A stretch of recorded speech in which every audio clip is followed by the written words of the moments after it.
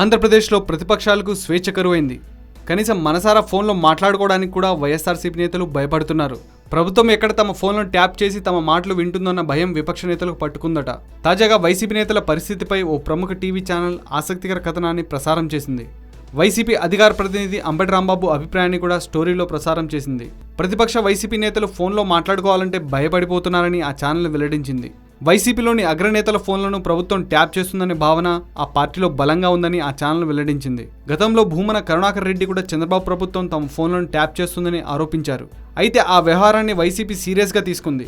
ప్రభుత్వాన్ని ఎదుర్కొనేందుకు వైసీపీ కొత్త వ్యూహం సిద్ధం చేస్తుందట.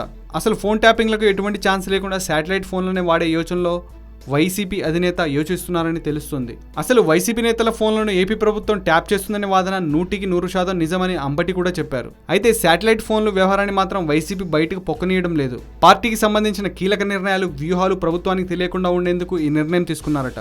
అయితే మన దేశంలో ప్రైవేట్ వ్యక్తులు ఈ శాటిలైట్ ఫోన్లు వాడడం టెలిగ్రాఫ్ చట్టం ప్రకారం వీలు కాదు.